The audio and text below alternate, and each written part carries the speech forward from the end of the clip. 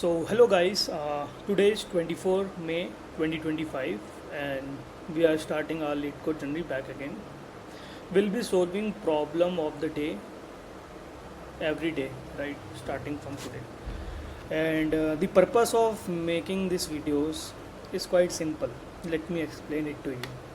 So I'll be doing a Google style format interview. What do I mean by Google style format interview?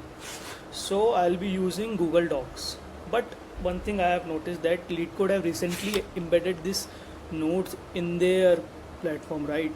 So this totally work well as Google Docs. So instead of having another tab as Google Doc, right, and then copy pasting all this question in that Google Doc and seeing it, I think this is quite a better platform this LeetCode has become, because now we can parallelly work, right, and parallelly think in these notes. Just like this could be a perfect way to mock the Google interview, right? So the next is to step by step approaching the problem, right? What do I mean by step approaching the problem? Like, I have seen this problem with me and with even the best of best guys, that while the interview is going on, they often misunderstand the problem, and the whole time during the interview they are working on the wrong problem, and interviewer don't even point out because you are in your thought process, right? And at the end of the interview you realize that, oh, this was the completely wrong problem I was working on. So the best thing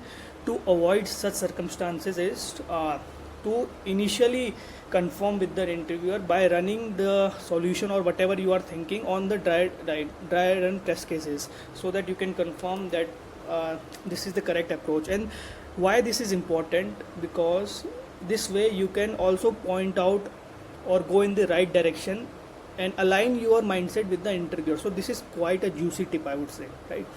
Because in the first phase of interview, if you get to the right direction and your interviewer also aligns with your thought process, so I think nothing can go better than this, right? So this is the second tip. And the third is, once you are done explaining, right, always try run test cases again and like confirm the final verdict of the interview then and there. Because if you are able to run all the test cases on your pseudocode, then I think you are good to go. Yeah, so keeping all these points in mind, let's start today's problem of the day. To be honest, I was expecting a hard problem to solve today, but never mind, it is an easy problem. Let's begin and see what this problem has to offer. So the problem goes, find words containing character. You are given a zero index array of string words and the character s. One more point that came into my mind is, often I have seen these questions where people generally don't ask what is the data type they have given. Like they can say that you are given an array and you have to find something and something, right? But they never ask what is this array consisting of. Is this an array of integers? If this is an array of string, or if this is an array of an struct, and that struct can be anything like a binary tree or a ternary tree or anything. Like, it could be consisting of any data structure, right? That array, data type or data structure, anything it can be consisting of. So since we know that we have to find the longest length of something and something, we assume that it could be a string or it can be an integer. So it's a negative point, I would say, to not clarify in the beginning, right? So for that to avoid, what you can do is you can do something like given. So what we are given, right? We are given an array that is consisting of string called as words. So this way, right, it is becoming easier to us. Like, what we are given an array of string and a character. But we are given and a character called as x, right? So is there anything else given in the question? No.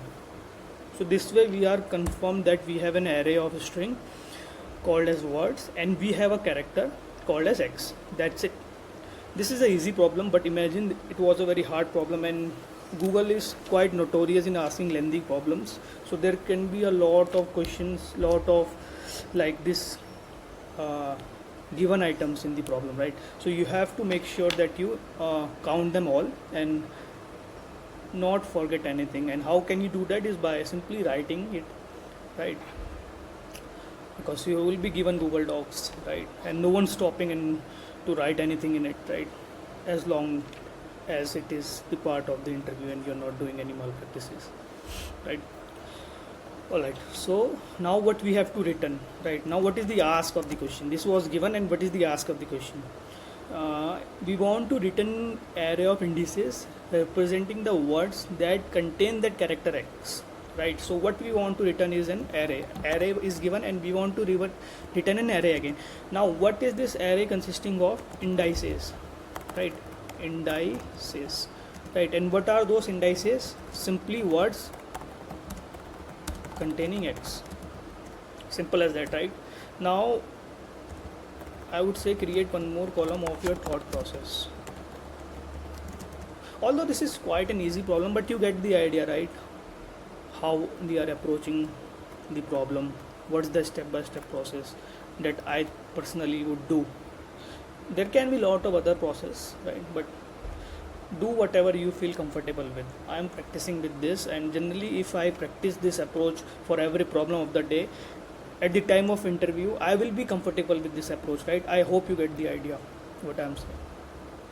So the thought process would be we want to find all the indices, right? Does those, now yeah, this is a very good point, like does those indices, right, does those indices have to be returned in the sorted manner? This should be the question you should ask. Why? Because this is not given in the problem statement. Alright, here it is given that note that the returned array may be in the any order, but I am quite confident that interview won't be giving this as a note.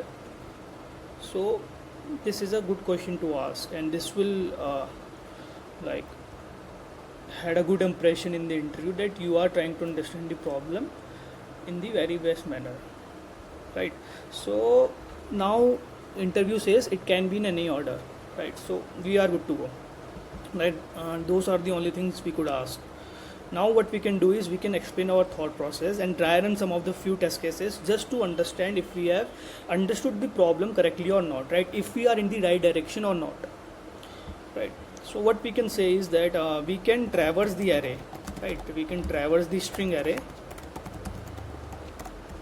and for each word we traverse the word again, right? We traverse the word and see if the word, or we can say if the character is equal to X or not. Now if yes, push in the array that has to be returned, right? This is the array that has to be returned. If no, continue looking forward, right? Continue looking forward in the array. Make sense, right? So how you can do is let us take this first input, right? X is E. We traverse the first word, we find E in the 1th index, assuming this is a zero based indexing. So in the 1th index we find the letter E, we break out of that loop, the traversing of the word loop, and we push the 0th index, of this array of strings into our array, right? The array that we have to return as an output. Similarly, we traverse the second word, we find that the word E is present in the 3rd index, right? And as soon as we encounter the character that we are looking for in our word, we will push it into the array. What array? The output array. Cool.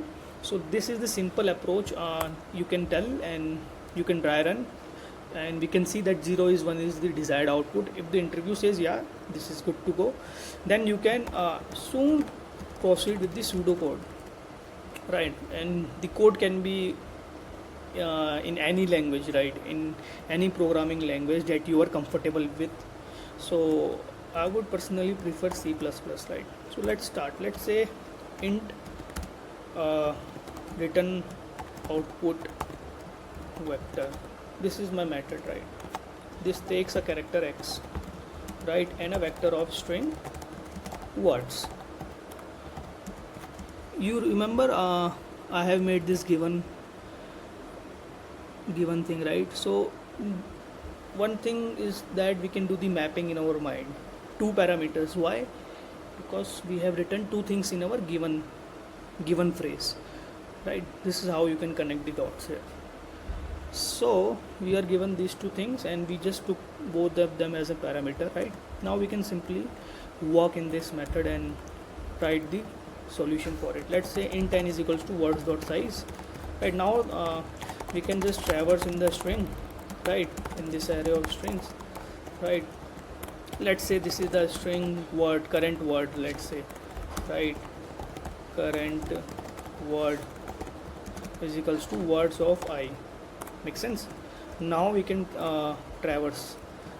In C++ we can just do auto, right, el element in current word. So this goes word by word in the current word. So if let's do this, like if el is equals to x, we can simply say, let's say a boolean variable int found or not, right? The character that we are initially it is 0, we can say found is equals to 1 and we can do break of this loop, right? If found, what we can say, output array, right? Output vector dot pushback this current index. I am assuming we have to return a 0 based index, so just push this I, right? And once you are done with everything, this for loop, right? Let's close this for loop like this, right?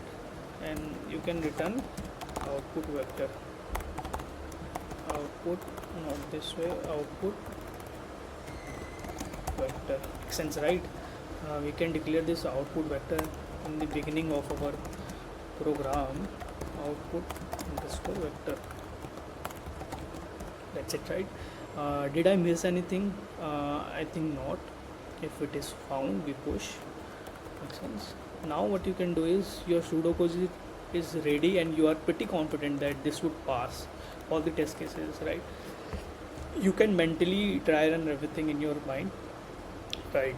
If you are not able to try run everything mentally in your mind, you can just use the test cases or ask the interviewer for more test cases to try run, right? Just so if he had any doubt left in his mind, because mostly at the end of the interview the interviewer comes with the edge cases that might fail your code, right? In case you have not already encountered them in your mind before solving this problem, right? So I don't think I have left any edge cases for this problem, so I'm pretty confident that this would pass. Now since we are using Leetcode, we can actually check if this passes or not, right? Let me see if the indentation is correct or not, since I pseudocoded it, right? The indentation is correct now. Let me correct few of more indentations, then we can just submit it, right? Found, correct, break, return output vector, correct, right? Did we miss anything? I think not. How about we run it now and see? Yeah, compilation error. Okay, we were having some indentation problems. Okay, one more, right? Yes, now we can do 10. Yes. Right. Wrong answer. Okay, what happened? X is E. How can it be a wrong answer? Sorry guys, this is my first video, right? I am feeling the pressure that I should not. Alright, I think it was an indentation mistake again, because if found, break and then push it, right? How will you push it inside? Alright, so I think this meets the temp complexity and space complexity as well. Let me decide what's the time complexity for it. This will be running in time, let's say first time complexity, right? Time complexity So we are running a for loop for the length of the word, right, words array. So let's say the length of the word is on, and inside that array of strings we are going in each letter, right? So into length of word, this is the time complexity, right? And space complexity would be O of n. Why O of n? Because what if every characters are present in the words, right? Then we will return the whole array of indices. So space complexity is O of n, where n is the n is the size of the array that we are given, size of the given array. That's it. I think I have covered everything from pseudocode to dry running the test cases to the time and space complexity, right? I hope this video could be of any help to you, right?